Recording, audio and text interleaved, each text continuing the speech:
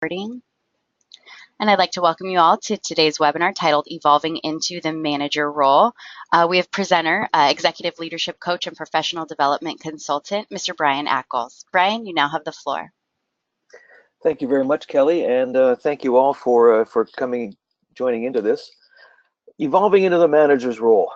This is something which is near and dear to my heart, of course, because at some point we were all asked or volunteered or voluntold or applied to become managers. And what we're going to talk about today is some of the issues and some of the challenges that managers and new managers face, and some of the things we, as new managers, you need to be aware of. So we'll start off looking at contrasting the functional versus the role-based views on management, just to sort of set the stage of what modern management looks like. Look at the power and the appreciation for what creating and maintaining a strong vision can do for you. Look at the characteristics that are required and needed by influential managers. And finally, we'll end off talking about communication and employee engagement and influence. So we'll get a kind of a rounded view of management and what new managers need to be concerned with. But let's jump in and start talking about the different aspects and the different ways of looking at management. So historically, managers have been defined by the function that they do. So this goes back to the beginning of the industrial age. Managers forecast, managers plan, managers organize, and it's all based on the idea of a command and control structure.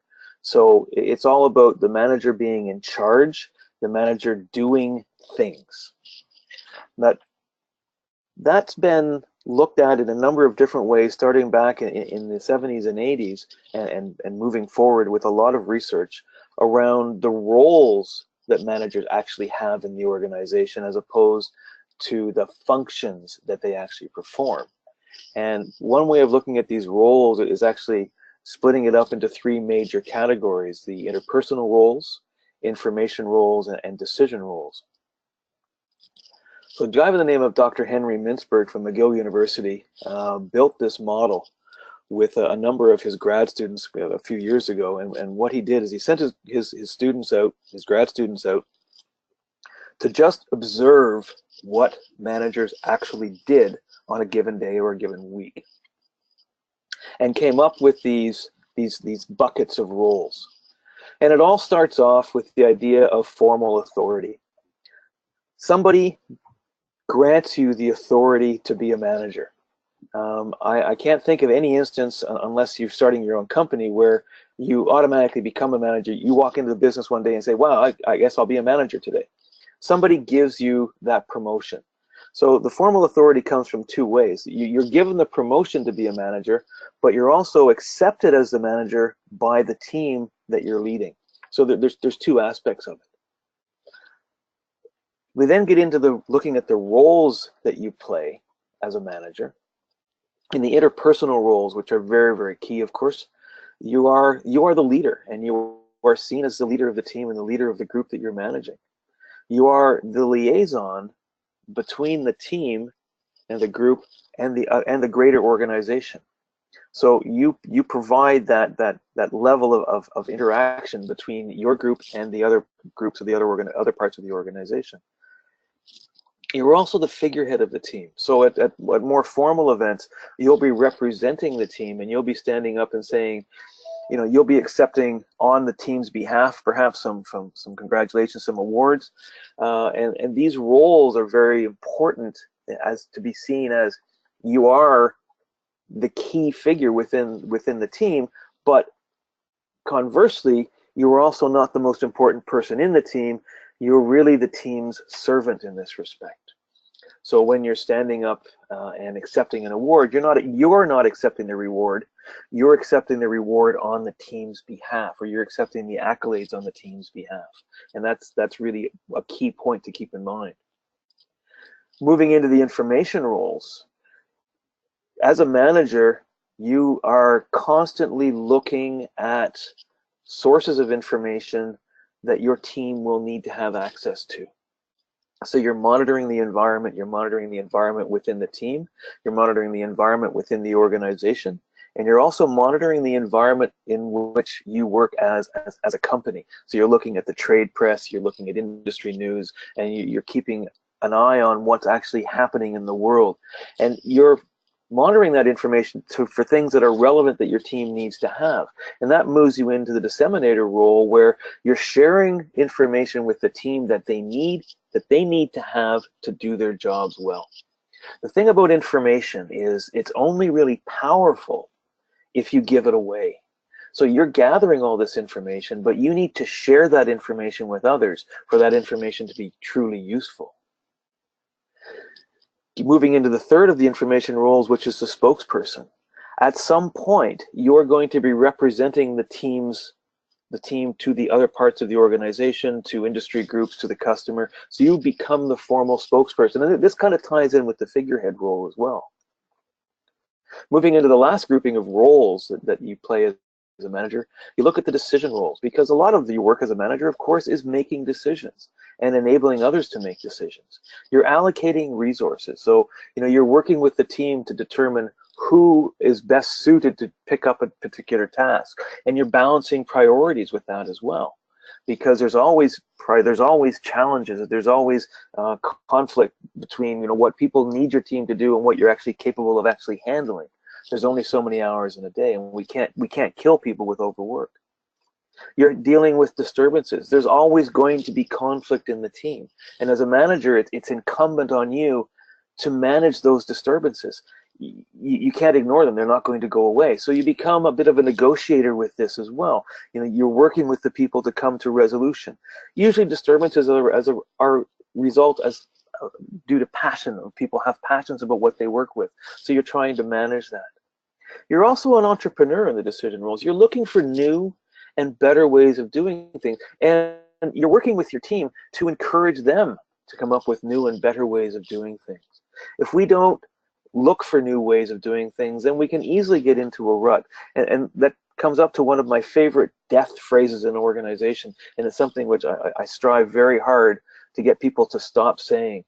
When I hear the phrase, "we've always done it that way," that's a red flag to say they're not thinking. You're not looking for different and better ways of doing things. So you're trying to move things forward.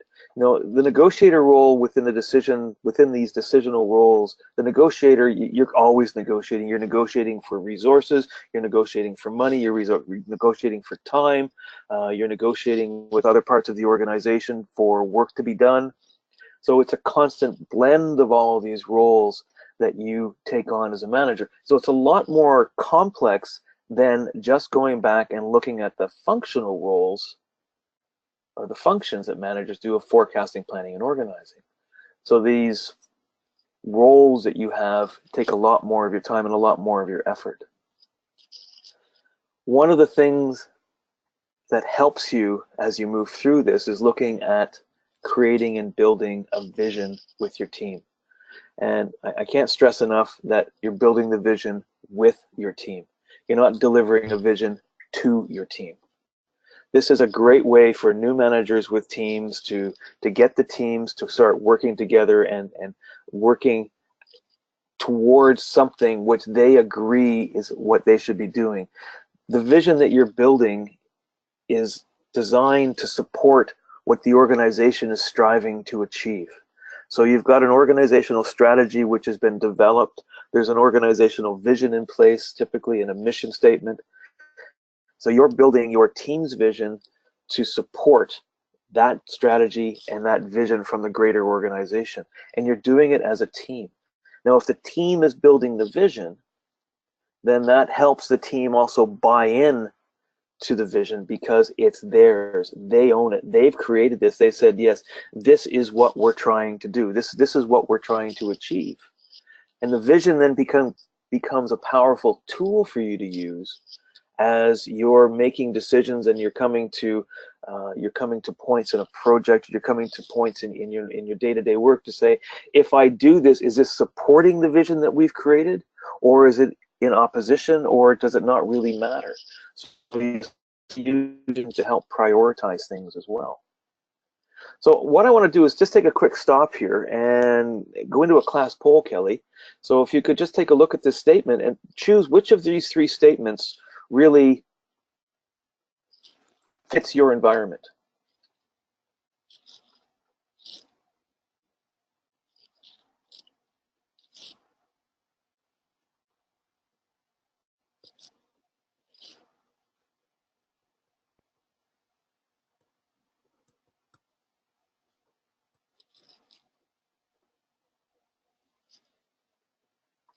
All right, Brian, we're looking at about 28% for we have one, but no one really refers to it. 67% we have a vision that we refer to regularly, and 6% I think we made one but have no idea what it is. Okay. Yeah, I'm actually extraordinarily pleased with those numbers. That has changed over the last 10 to 15 years. The numbers used to be skewed towards we have a vision, but no one really talks about it, or I think we made one, but nobody knows what it is. So it's really encouraging to see that organizations are creating visions, and visions are being referred to regularly, because this is the power of this. That's very refreshing, and I've got to say I'm a little bit surprised by that. Which, it's good for a Wednesday to be surprised. Vision, for those of you that are using this, is you know that it's all about communication. It's about communicating your vision. When you communicate your vision through your actions, you communicate the vision through your words, and you lead by example. You can't fake this. If you've created a vision with your team, then the team is supporting the vision. They see that you believe the vision by what you do as a manager. And this is very crucial. If you do things that are in opposition or don't support the vision, you're leading by example, so you're actually telling your team that the vision doesn't really matter. Obviously, most of you are a good percentage of you are referring to vision on a regular basis, so you are referring it, you're leading by example, or your managers are leading by example. So this is a very powerful way to keep your vision alive, and also it helps set the priorities. Now, one thing about vision before we leave this is the vision is not static. Visions can change and can modify. The same as corporate strategies will, modify as the years go, as the years progress, and as time progresses. You can modify the vision with your team to support those changes in an organization. Organizations grow, organizations take on different products, different services. So, the work changes and the vision has to adapt to keep pace with the changes within the organization. So again, think about that, that process of maintaining the vision as you move forward. So let's talk about how leaders influence and what influence characteristic leaders should have. So there's been a lot of research done by James Coos and Barry Posner. They asked a lot of people to rank the characteristics and abilities that they associate with leadership. And they came up with the top 5. So the top 5 that were identified by others of what is crucial to successful leadership. Successful leaders model the way. So they live the vision. They model how they want the team to work. They inspire a shared vision. They challenge existing processes. And it's not to say that the processes need to be changed, but they question the process to say, does it need to be changed? We don't just blindly follow something because that's the way it's always been done. So again, that comes back to that death phrase I mentioned earlier. Successful leaders are enablers. Successful leaders don't tell people what to do. They enable others to act. And they encourage the heart, which is really, another way of putting this is, they encourage people's passions in their work. Working at things that you love to do, having passion about what you're doing, makes your work life a lot easier. And as managers, we have a passion for managing. I have a passion for managing people because I get to see people succeed beyond what they perceive they are capable of. And when you see that light in their eye, that they know that they've achieved something that they never thought they could do. And you've enabled them to do that by encouraging them, by providing them with the tools and services, creating a shared vision, encouraging that passion, providing, challenges to the process. That's your success as a manager. Your success is through others. So it's enabling others to act. So a bit more detailed qualities of a leader. Leaders are honest. They're seen to be honest. They're forward-looking, confident, inspiring, intelligent, fair-minded, broad-minded, supportive, straightforward, dependable, cooperative, determined, imaginative, ambitious, courageous, caring, mature, loyal, self-controlled, and independent. This is a list of qualities, if you look through this, to say, are we all of these things? Are you take an honest look in the mirror to say, do you touch all of these points? Are there areas where you can challenge yourself to improve those qualities for yourself? We're not all good at all of these things. Self-control, that can be a challenge for me sometimes when I see people doing, really silly and stupid things. I get frustrated easily, and I know that, so I constantly think about that. But being supportive, being straightforward with people, right? Don't beat around the bush. If you're seeing somebody doing something great, tell them. If you're seeing somebody that's going slightly off the rails, have a discussion with them. Don't wait for it to self-correct. Watch what's going on and learn what's going on with your people. Ambition. There's nothing wrong with being ambitious as a leader. You're ambitious, you're trying to grow your career, but you're also ambitious for your team. You're trying to get your group and your team to work and do better things as well, right? But I'm going to go back to the first point on this list, which is honest, right? As leaders and managers, we need to be honest, and we also need to be seen as being honest. And that's really, really critical as a manager and a leader. You can't fake this. You can't lie. You can't you just won't get away with it in the long term.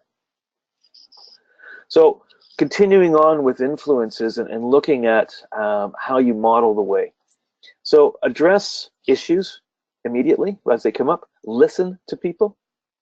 Coach and mentor people. And get to know your team.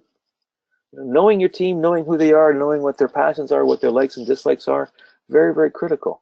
Provide that coaching and mentoring. And it's not for you necessarily to mentor your team.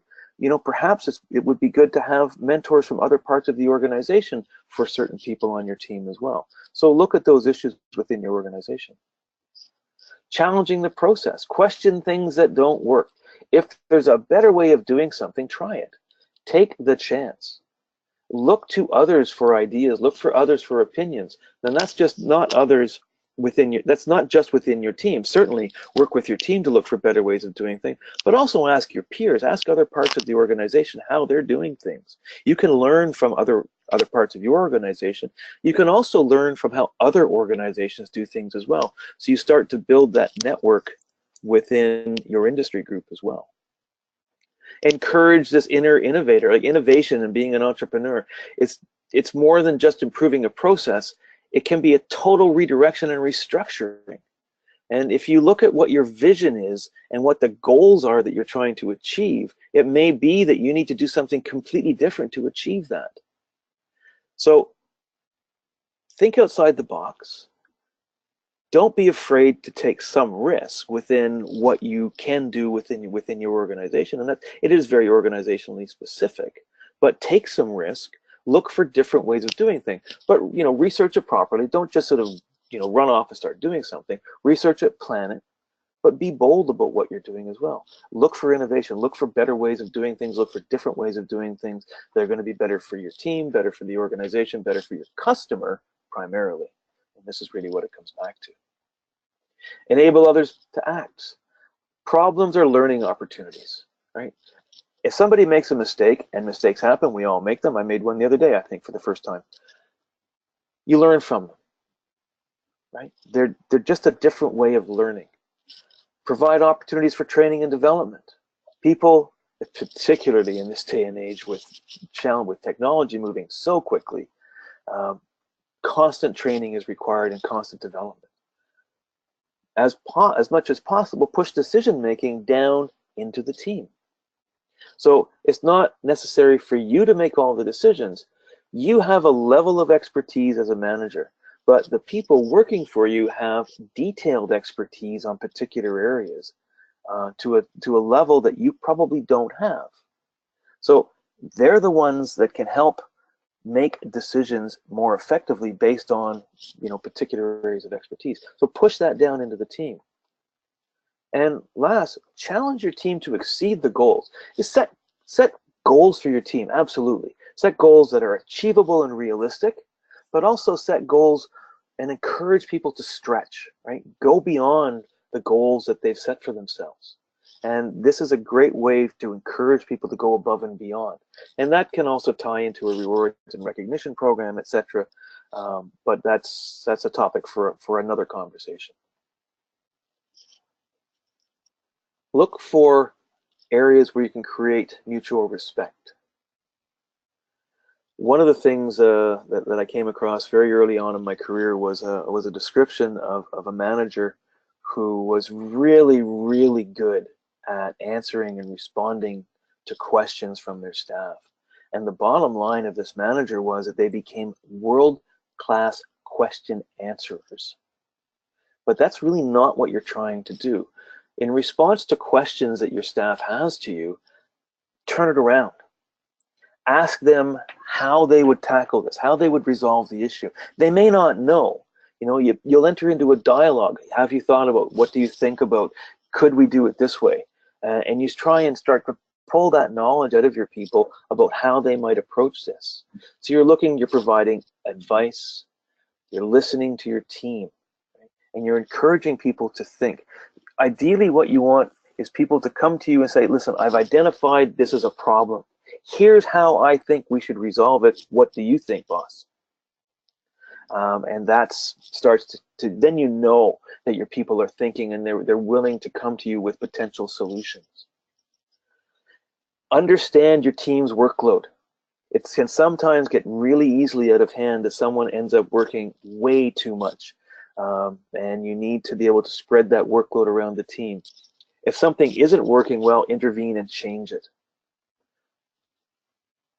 Trust your team to get the work done, right? So as you intervene and you change things, and you're talking with the team and you're getting their agreement to make these changes. But when you've assigned work and you've delegated work and you've empowered your people to do things, trust them to get on with the job. One of the worst things you can do is micromanage. You've hired smart people to do the work. Don't tell smart people how to work, right? They're going to tell you the best way to get things done. Now, there is a time when you need to more closely manage people, and that's traditionally when you're bringing in somebody that's fresh out of school or relatively new to the industry or new to the job function. Then you're managing a bit more closely until they get in tune and they get to grips and they get some experience. But that's a process of not micromanaging. That's a process of setting goals, more shorter term goals, and managing through that. Avoid the day-to-day, what are you doing? Here's how you do it.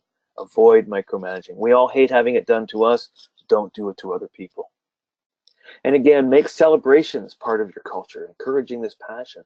Break up the routines. Try and create an environment where people want to come to work, where they feel respected, where they're motivated. It doesn't take very much for a celebration to be effective. It doesn't take very much to break up the routine for people. We have a vendor who so randomly shows up with hot food for us, not because he's expecting us to buy anything, but it helps to break up our team's work, and he knows this. So he's actually enabling our team to work better by sort of sporadically, randomly showing up out of the blue with hot food. And it's a really nice touch. So we've talked about influence, and one of the things that we look at when we talk about influence is persuasion. How do you persuade your team to do the things that you need them to do? So we're going to go way back in history and talk about the art of persuasion and look at Aristotle, who was arguably a master at the art of persuasion. And in his work, he's defined three important factors for persuasion: ethos, pathos, and logos. So credibility, emotions, and logic. And we'll walk through these one at a time. So let's look at ethos. So you have to be credible as a leader, credible as a manager. You're persuading people based on your character. So you're respectful and honest. You're going back to that list of quality of leaders from Coos and Posner. You're honest, you're respectful, and people will be more likely to follow you if you are that type of character. If you are seen as dishonest, if you are seen as being disrespectful, people will not trust you. People will question your motives. They may follow you, but they're going to follow you reluctantly. Right? You want to be credible. You want people to want to follow you with some level of passion.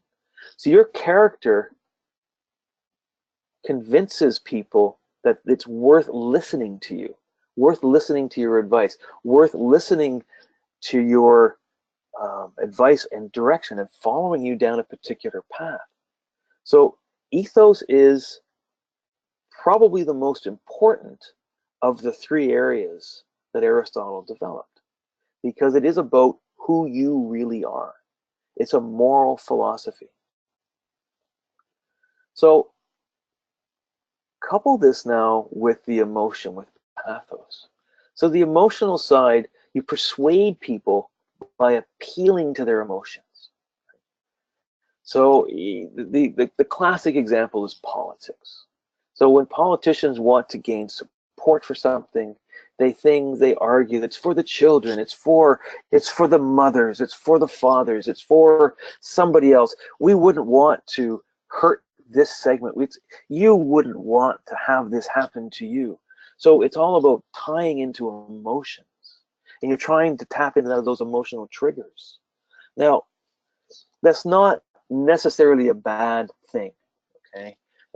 You're also, if you know your team and you know what their passions are, like passion is an emotion as well.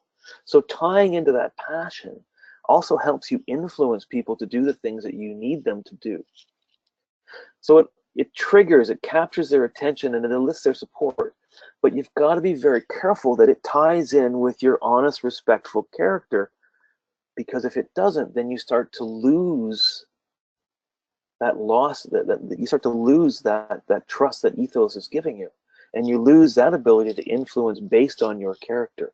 So again, you're tying these things together, but you don't want to abuse it. And if you look at people who have abused the passion, right, you see that you're less likely to trust them. And then you get into the last, which is the logical argument. Logic persuades people by appealing to their intellect, appealing to their base knowledge. Right? So you've got the emotional argument with pathos, you've got the character argument with ethos, but then you've got the logic. We have to do it this way, or it really needs to be done this way because, and you lay out the logical argument. Now this works well with people who are rational, but not everybody reacts on a rational level. So as you move through with logic, again, it takes some care, and you have to know your team. If people are persuaded by logic, fantastic. But it's still tied in with your character. You're honest and you're reliable. You're appealing to their logic as opposed to their emotion, which is great because you know that they're logically thinking people.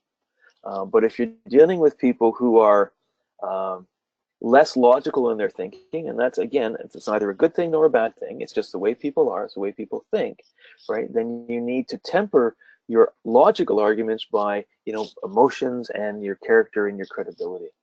So these are the arts of influence and persuasion that you need to also take on board as a manager. So if we look at some of the key principles of influence, and we start looking at the three big ones: reciprocation, commitment, and authority. So reciprocation is where people do something for you because you've already done something for them. So think of it as the way we earn trust. We earn trust for ourselves by first trusting others, right? So that's a reciprocal type of influence. So you're helping your team. You've gone out of your way to make sure that they've got the tools, that they've got the workplaces that they need, that they've got the information they need. And then people are going to be more willing to do things for you because you've already done that for them. Commitment, and this comes back to vision again. You're committed to the vision, and they see that you're committed to the vision. So people will commit to you and your vision as long as they see that you're committed to it. If they don't see that you're committed to what you're doing, if they don't see that in your actions, in your words, and how you work, then they're not going to follow you. They're not going to do it. You're going to have a harder time influencing them. There's also the issue of your authority. And this is not authority by, you shall do this or you will be punished authority. It's authority that you have through the nature of who you are, through the nature of how you're presented in the organization, about how you're accepted in the organization, about your knowledge and your experience, about how you talk to people. So if people truly believe that you know what you're talking about, and again, it's difficult to fake this. Some people can, but we won't talk about those. If you know what you're talking about and people accept that you know what you're talking about, they're more likely to believe you, and they're more likely to follow you, and they're more likely to be influenced by you, which is what we're trying to do. And as a manager, you need to understand that you're influencing people all the time. Look at communication and reasoning skills. One of the things that managers need to be able to do, of course, is ask really good questions. One of the things you're doing with your team when they come to you with questions is being able to turn that around and ask your team a really good question about, have you considered something? You have to be able to present clear arguments, clear and logical arguments, and going back again to Aristotle's three issues of ethos, pathos, and logos. And you need to be able to truly listen to others, not just hear them, but when somebody is speaking, concentrate on what they're saying and truly listen to them. Don't plan on what you're going to respond, how you're going to respond while they're talking. Just listen to them. When they finish speaking, then you can plan on how you're going to respond to them. But focus your attention on what people are saying. And this is harder than we think, because it's really, really easy to fall into well, this person's just given an example of that, so they're describing that now. How can I come back with that, and how can I support that, or how can I negate that, or how can I pump that up? You have to stop that monkey brain from happening. You just listen to what they're saying, take it all in, and then form a response once they finish speaking, and that's true listening skills. One of the other things that we're, of course, looking at with managers, so as you've done all of these things, you're influencing, you're persuading people, you're getting to know your team, is you're looking at the talent you have within the organization. Now, the dictionary definition of talent is pretty simple. It's a special ability that allows someone to do something well. So you have a talent as a manager. So that's a special ability that allows you to manage people well. So in business, this is about ability and skill. So as a manager, you have abilities and skills as a manager, but you're also looking for talent, and you're looking at talent management within your team. So there are certain requirements and attributes you have and that your team have. Requirements are the hard skills and the soft skills and the experience. Those are things that you can almost touch, if you will. But then you've got the attributes that you're trying to find in people as well and develop in people. And attributes are things like adaptability. How adaptable are people to change? How competent are they? People can have the skills, but they may not have the competency to actually use those skills properly. And how self-motivated are people? Some people don't motivate themselves very well, and they need to be motivated by others. And that's okay, but you're also trying to build that level of self-motivation within people. And this is all comes into talent management. So we start looking to the future with talent. So we're looking at how the organization is going to grow, what the future of the organization is going to be based on the talent that we have within the organization. And we use talent reviews and performance reviews to judge what we have available to us within the teams and within the organization, and also look at where we need to prioritize development. We need to look at where we need to change staffing levels, increase staffing levels, change the types of people that we have. And importantly, and more importantly, as we get move through time right now, and I'll come back to this in a minute, is we need to start creating succession plans for our key senior leaders. You know, talent reviews help to identify what our current leadership potential is within the team and what future leaders we may have available.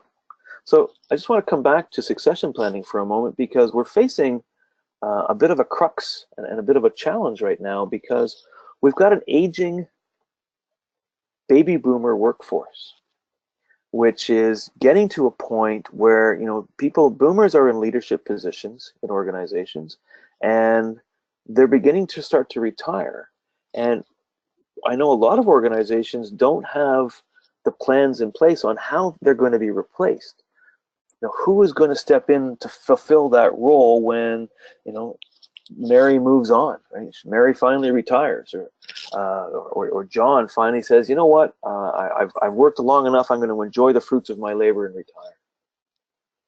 So there has to be somebody in place that can step into that role that these people have, that these senior leaders have, or in fact that any leader or manager has, so that there is some level of continuity within the organization, so they don't take a step back. And this ties into a number of other management models about team management as well. If you look at management as a team within the organization, you know, the management team goes through the same types of challenges that any team goes through: the forming, storming, norming, and performing. You may have heard that before.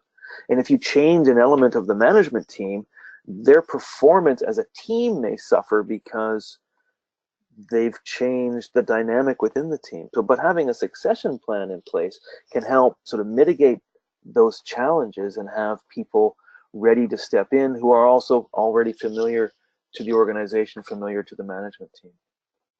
So again, part of looking to the future and talent reviews is to identify these people, to start to groom people for succession for yourself. And it's not even about retirement for that matter. You have ambition as a manager and you're looking to move up the chain, you know, perhaps get that promotion, go to a more senior position. Well, when you leave your position, who's going to take your job? Particularly if you're being promoted into a position where, you know, you're going to take over from your boss, for instance. Well, someone who has to step into your position that can continue on the good work that you've done, so that when you're taking your more senior position, you can trust that the work that your team was doing is still going to be done by this new manager as well. So again, thinking and looking to the future. The other thing that we'll talk about very briefly, of course, and we've talked about this many times before, is about employee engagement. And the numbers don't change, right? And the challenge with these numbers is that they haven't changed since about 2000. So 50% or so of employees are just simply not engaged in the organization, and 17%, 18%, whatever, are actively disengaged. They're actively sabotaging the organization. So we want to move these numbers to where employees are engaged. We want to take that 50% number in particular and move them towards the engaged number, and we want to dramatically reduce the number of employees who are actively disengaged. So what makes people engaged? They know what their job is, they have a good manager, they know what the vision is, they buy into it, they live it. They have the tools and supplies they need, right? You've created an environment, they have the information that they need. So again, we go back to the roles that you play as a manager. People are recognized for their accomplishments. So we go back again to the management roles and the fact that you're encouraging the heart, right? You're celebrating accomplishments. People feel that their workmates care about them, right? You're going into an environment where people care about each other. There's a level of camaraderie within the organization. People have learning opportunities, and they're encouraged to learn new things and to develop. People feel that they have a voice. Now that voice in the company is a voice, it's a voice maybe through you as a manager, but they're heard. They're not just, yeah, it's a great idea, whatever. It's a great idea. Let's talk about this. Let's see where we can go with this and have that discussion. Give people the time that they need to tell you their opinions, to let them share their ideas. And importantly, people have the opportunities to advance if they so want it. Right? A lot of people, get into a career and they want to go further places with their career. Most people do. So they've got to have those opportunities to advance within the organization. And that makes the employees feel engaged in the organization because it's fulfilling needs that they have. Right? So they become engaged. They're not actively sabotaging the organization if they have opportunities to advance and they believe the company cares for them. So the payoff is increased productivity. People take ownership of their work, which is critical. And you get this more diverse talent pool because you've got employees who are trained, they are developed, they're motivated. So they've got a wider range of skill sets to bring to the organization. A wider range of skill sets means you've got more talent to draw on, and a more diverse talent pool means that you're able to take on more things as an organization and achieve greater things for your customers. And again, let's always keep the customer in view of this as well. So we're going to end off talking about communications, because as a manager, arguably communications is what's going to make you successful, and it's what's going to make your team successful. So you have a plan and a process in place to manage communications within your team and within the organization. And the thing is, you have to figure out what information the organization needs, and the organization in this case, in this instance, really isn't faceless. It's you need to know the people in the organization that need information from you and from your team.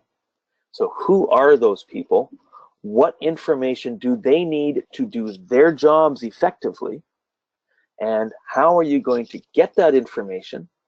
And how are you going to supply that information? Now, one of the things that it's a trap for managers, and it's a trap for new managers as well, and existing managers, is they write reports because the reports have always been written. That's not a good reason to write a report, to give it to somebody else. You write a report, or you find a way to give information to people because they need it to do their jobs. Now, I write a weekly report to my boss, who consolidates from his team, and it goes to one member of the executive. I know that this particular executive reads the entire report and looks at all of the information in it and will question people on what they're doing. Not to micromanage, but because he has an interest in what's going on in the organization. So the information I'm supplying, I know, is useful simply because I've asked them how they use the information. So think about that information flow and managing that communication flow. So I look at how often people need to get updates, and also look at how you get the information from your team and how you disseminate that information to others. You want to make this easy for people. We've all groaned and moaned about writing reports and what have you, so we need to find ways that are palatable to the team to get information. And arguably, one of the best ways to accomplish that is to ask the team how they want to share information with you. And it may be that they have better ways of doing it, that it's going to work for you and it's going to work for the team. You need to know what you need so you can let the team know what information you need from them, and not just what, but why. And if you can explain that, then they'll find a way to give you the information without making it seem too difficult for them. So this is all about managing communication. So again, you're looking at who needs it, the project sponsor, business owners, the controller, the finance groups, other project groups, and who needs it downstream, which is your customer. Your customer needs information from you as well. How do you get that information to them? Getting information to your team from the rest of the organization. And other groups that are relying on your team's outputs, they need to get information from your teams as well. So again, it's all about managing communications, understanding the organization, learning who needs what, and getting that information to them in an effective and efficient manner. So a few last words as we wrap this up. First and foremost, for the new managers listening in, for any manager, you've been promoted to a manager's role for a reason, right? You've been identified as having the talent and the skills to be a manager. You can learn how to be a great manager. These are skills which you can learn. There is no such thing as a born manager and a born leader.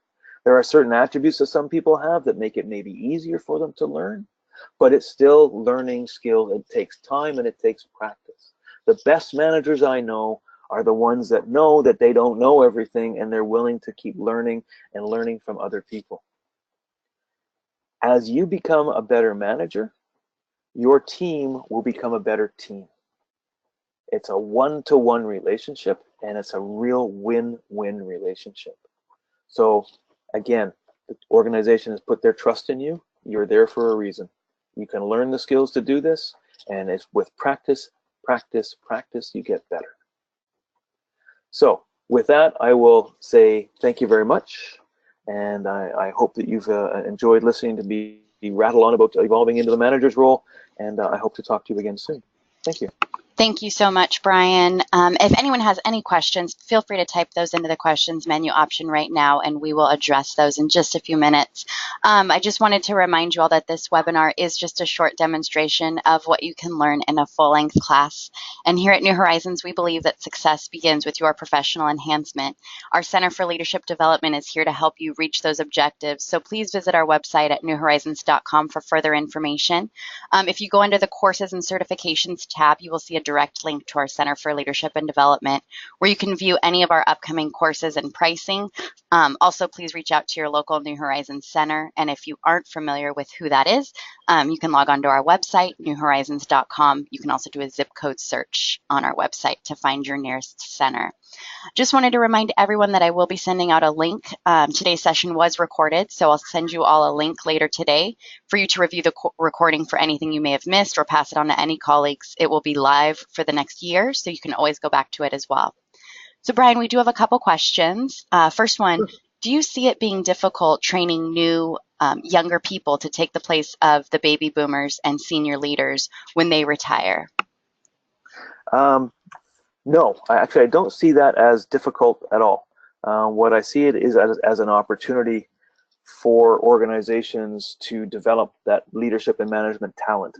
And again, going back to basically the last slide in this little webinar, we can train people to become managers. It's a skill set that can be learned. The different generations, I mean, the millennials are tarred with are sort of tarred with a reticular brush, which, is neither here nor there. Good managers are people that want to succeed and see their success as a success of others. So if you see that attribute in people, and if you see people that have that desire to be successful through the success of others, these are the people you want to develop and start developing into managers. And it's a training program, and that there's lots of different skill sets. We've touched on just the very tip of the iceberg with management training on this webinar today. So there's lots of courses out there. There's lots of business skills to develop, finance, strategy, planning, just all of the soft skills and the hard skills of being a manager. So I don't see it as difficult. I just see it as something which organizations need to specifically invest their time and energies into. Right. And can you provide some alternative means of communication aside from a monthly report? Absolutely. So, I mean, monthly reports or written reports it's sort of that would be the sort of the traditional way of doing it. You can look at setting up wiki pages within your organization, setting up if you've got SharePoint sites where the whole team has access to updating information, which then management also has access to seeing the information. So it can be an ongoing thing. It can be semi-regular. The bottom line of any information reporting, though, is that some parts of the organization do need specific pieces of information, and it's incumbent on you as a manager to be able to supply that information in whatever format they need to have it as well. So it's really working with the organization to find the best way to disseminate information around the organization. And with the use of technology tools now, yeah, it's a wide open story. We use SharePoint a lot at our organization. We also are getting into different styles of using messaging forums and open forums to disseminate information across the organization. So it all helps. All right. And how do you break through an experienced manager to have them be open to new strategies? Ooh, well, all managers should be open to new strategies, and that's my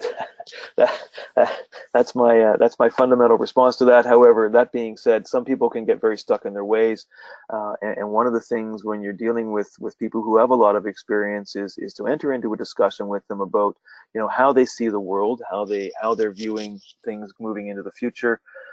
And if they're open to having an honest dialogue and discussion, you can talk about, there are maybe some different ways of looking at the world, different ways of doing things, different ways of different strategies that we might take to achieve this particular goal. What do you think, in your opinion? And you're asking their opinion, you're asking for their expertise. And as you start to enter into that discussion, as long as they're not completely closed-minded about new strategies, then they will hopefully start to see some benefit to different ways of doing things. Now, it's not every new strategy or new way of doing things is going to work, but it's great to enter into that dialogue with experienced people because they do bring a lot to the table. But sometimes they need a bit of a nudge and a push to sort of open their eyes to different ways of thinking. All right. And can you name some of the daily challenges that a manager has? And is there a number of people that a manager can manage effectively? I'll start with the second part of that first. So current wisdom is, sort of 10 to 12 people in a particular team. That would be on the high side. I know organizations, and we actually have some situations in the organization I work with right now where we've got a 60-to-1 management ratio, which is absolutely absurd. 8 to 10 people in a team is usually good. Getting up to 12, maybe 15, depending on the nature of the work, but that's really stretching it because you have to get to know your team. You have to be able to manage them at a level where you're comfortable with the work that they're doing, and you're able to keep on top, not on top, but keep informed of the work that they're doing. So the more people you have, the more challenge that becomes. Now, the day-to-day tasks that you do as a manager, it varies. It's I have responsibilities to my team in terms of making sure that we have the money to do it. So I'm dealing with finance on a regular basis. Is it daily? Well, potentially. Looking at budgeting moving forward.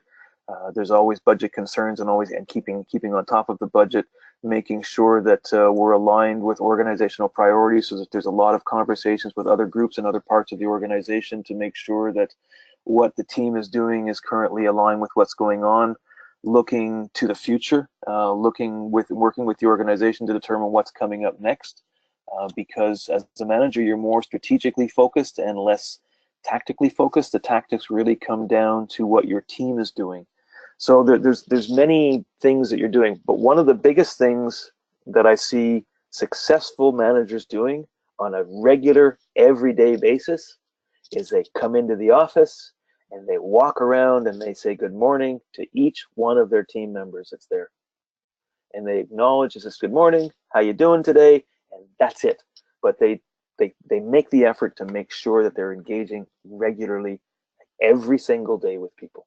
And that's a successful leader and a successful manager. All right, and this will be our last question, but how can you make the management role more dynamic to fit agile strategies and teams? Sorry, could you repeat that?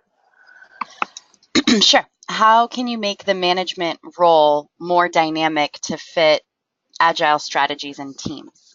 Agile strategies and teams. Yeah. Okay. Yeah, fair enough. So it's with agile strategies and with agile teams, managers take more of a role, more of a sort of a role where they're working with the team and with the product owners. When you're trying to develop something and develop into the sprints that you're working with, so managers need to be less focused on. What's the words I'm looking for here? They need to be less focused on the immediate end for an agile sprint, but more looking longer term to see where is this project likely to end up as we get to the end. So you need to be on top of things as they're changing and moving, of course, because that's the whole point of having an agile development process and an agile development environment. But you also need to be able to have some level of ability to project where the changes within each sprint, for instance, will leave you at the end of the project, because at some point each project will still end. Right? There's a finite cap on it, either in terms of time, money, or functionality.